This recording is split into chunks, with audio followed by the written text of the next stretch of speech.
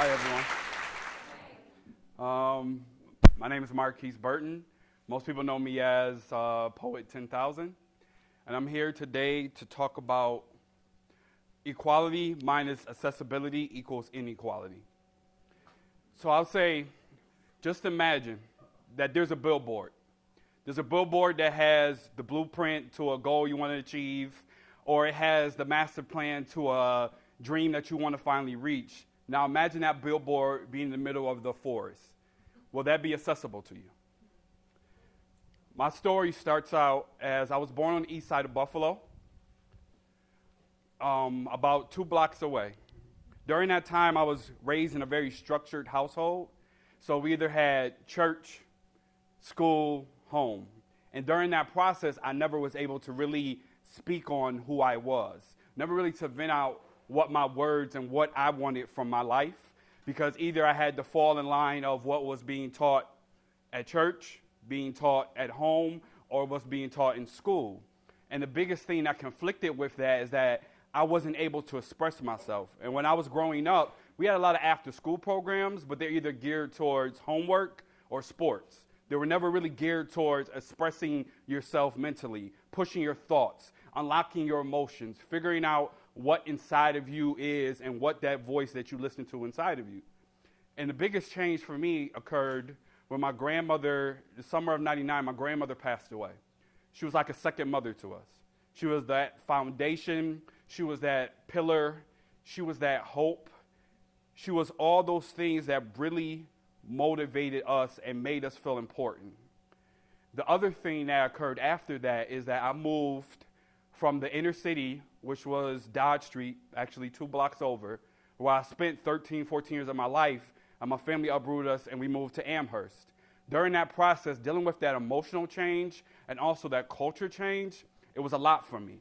And in that moment, I realized playing basketball or being physically active was not filling that void, was not making me feel that emptiness of not having someone in my life that's been in my life my whole life, and also changing my environment where I knew everyone I was raised with. I knew the people in my neighborhood. I knew what was around me. And the only way I could somehow unlock that or even try to get it out was by writing a poem. And at first, I was just writing down my thoughts. I didn't know it was poetry. I didn't know anything about haikus. I didn't know metaphors, similes, and all those other fancy things. All I knew is that I wanted to express what I felt. And through the years, I was able, through friends and just through educating myself more, I realized, oh, yeah, that does sound kind of poetic. Oh, and yeah, I guess that is a poem. So I grew from there. And when I finally hit 11th grade, my English teacher named Miss LeBrake, she told me about a poetry slam. And I asked her, where's this information at?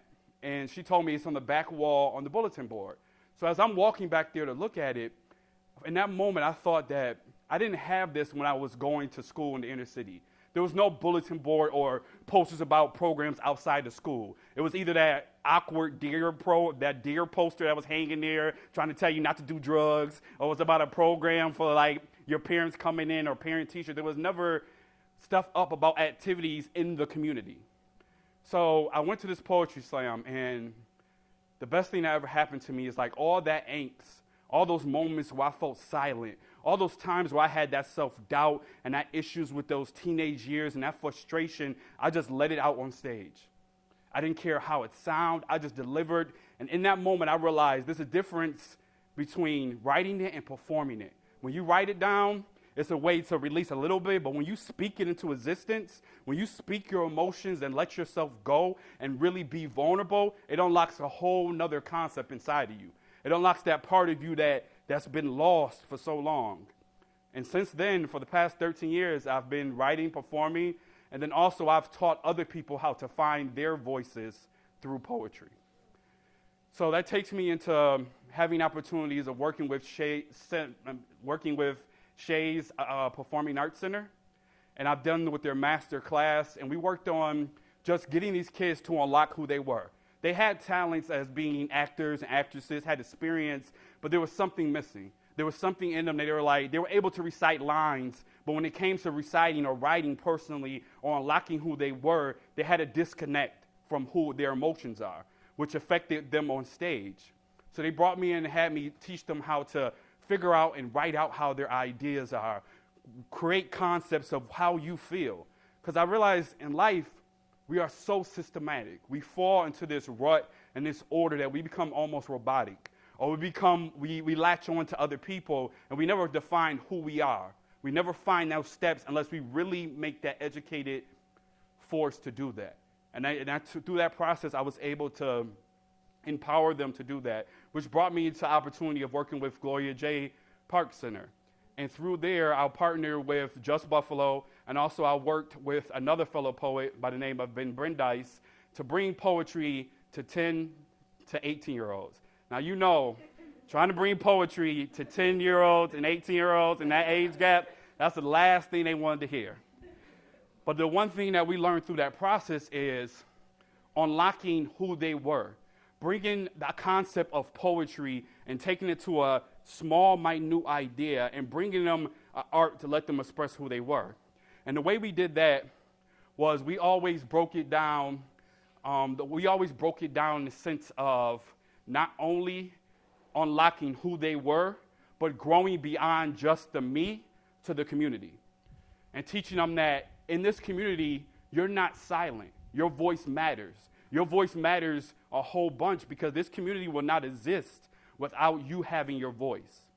And the steps we usually have them break down with is we teach them, number one, to discover who they are by finding their voice, by simple things as just talking about what poetry. Be like, what do you know about poetry? Do you write poetry? What intrigues you? What's your favorite song? What is a melody that makes you feel alive? What is something that motivates your mind? And the second thing we do is I do this workshop. It's called Celebration of Self through Slam Poetry, where we create 4 boxes.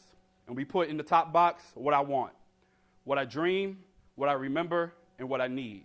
And I just tell them to write down phrases, words, sentences, whatever you want. And then we take each box and turn it into its own stanza, paragraph, whatever you feel comfortable writing. And then the most important phase after that is that we teach them to actually get up and perform.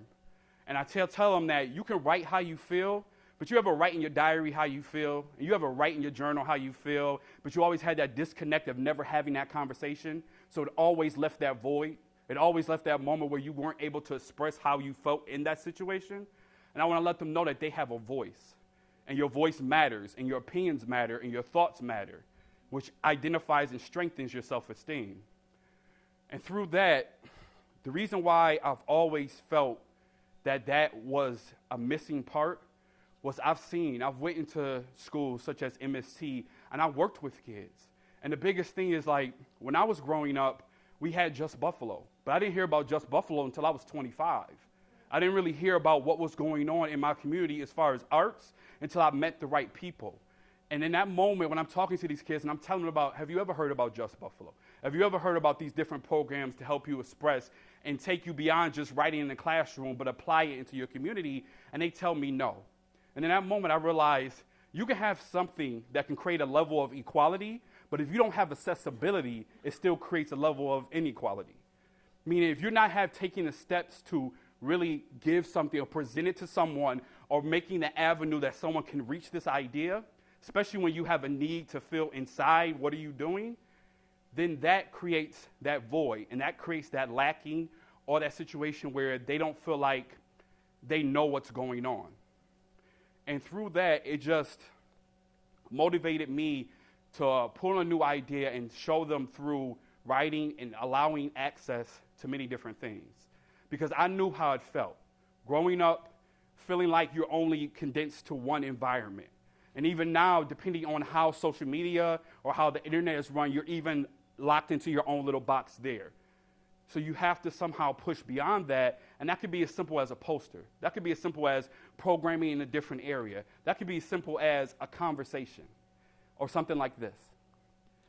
So the things that followed beyond that was I really just wanted to connect and create a level that made them feel empowering, but also taught them that everything around you should be used as a resource. And I think through that, I learned and I saw my own privilege. I saw my own accessibility and my access to things and I decided to make the choice to change it. So the next thing I wanted to also explain to you is that I've always felt, and we're getting to that time where I've always felt that equality is very important. It's that foundation that keeps us and makes us all feel equal and brings everything to a table. Because really, at the end of the day, all somebody wants is that bring me to the head of the table. Bring me to the table. I don't want to be the head of the table. I don't even want to have a piece of the meal. I just want to be able to say, can I have a meal or not? And equality does that. But when you don't have the accessibility, that basically saying there's no chair. So you can come to the table, but you can't sit at it. Or you can come to the table and you can see it. Or you can come to the table, but you can't be amongst us. And the step is providing that chair.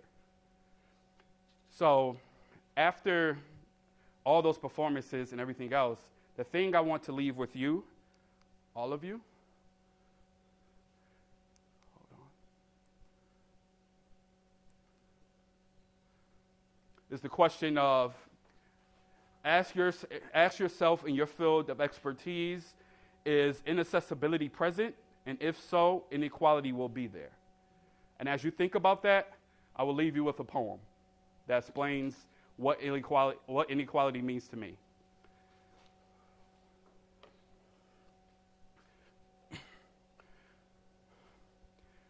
This little light of mine, oh, I'm gonna let it shine. When was the last time you allowed your thoughts to illuminate your mind? When was the moment you gave all hope? When you lost the desire to push on, when you lost your willing to fight for something more, don't you realize you allow people to label you? They will stuff you in their boxes, put you up on their shelves, and take you down and play with you when they decide to. When was the exact moment you lost your desire to push? Was it a makeup to break up? Was it a mother that didn't love you enough? Or a father that didn't equate to your existence? Was it a school counselor that said you'd be nothing more than a product of your community? When was the exact moment you decided to live dormant? When you didn't realize you had a fire burning on the inside? That you listened to all the chirpers of the ones who made you feel nothing, where you listened to the hate inside yourself and you started having that negative conversation with you. When was the exact moment you lost your desire to push into your greatness, to live up to what your standard is supposed to be? Because we all have our battle scars. We all have hip-deep voids. We all have gaps inside of us. We all are stuttering through our existence, trying to find a level of stability. So when was that exact moment? Was it a friend that you told your life story to and all they did was stab you in the back? Was it a loved one that you broke in and out of relationship to all you had left was broken pieces that somehow you glued together enough for you? Don't you realize you allow someone to tattoo their names on you? They will treat you like Pluto. One day you're a planet, now you're nothing more than a rock that orbits around someone else's gravitational pull. So when was the exact moment you lost your desire to fight? I mean, really fight, to reach for the stars and achieve something in this world, to realize you will try to find your own, find your own desire to push on, because this life has stumbled, this life has broken me and broken many of us in our own different ways, and we felt lost, felt like we never had access to things outside our norm, didn't feel like that happiness was something we could achieve, but when was that exact moment you realized you were something more? And for the next time that someone calls you trash, I hope you gather up enough for you and set it to blaze like a California forest fire so you can shine as bright as you're supposed to be, because we're all destined to. This little light of mine, oh, I'm gonna let it shine.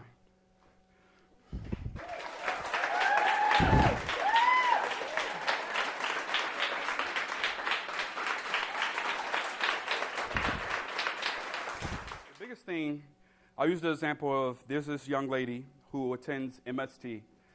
And before we started a poetry group there, she was barely coming to school. She was dealing with a lot teenager angst, but she also was dealing with adult issues as far as abuse, as far as neglect, as far as poverty and other different things that really pulled her from wanting to be in school. And at first, she just wouldn't show up. She was in that gray area of where she was basically going to get held back because she hasn't attended school enough. So we started a poetry group, And like the first 2 times, she was just sitting there, didn't really do anything. But like the third time, she was like, you know what, Mr. 10,000? I just came to school just for poetry group. I was like, okay, that's good and all, but let's try to transition so you come to school for school. And she was like, okay, cool. So eventually she started coming to school annually, started applying herself, started trying to increase her grades. And eventually we had a performance on June 2nd. She got up and performed her poem. She performed it with her heart. She had her uncle come out. Like she felt, honestly, in a long time, proud for who she was in her skin. And that was one of the best examples recently where I've seen someone go from feeling like nothing to feeling like something.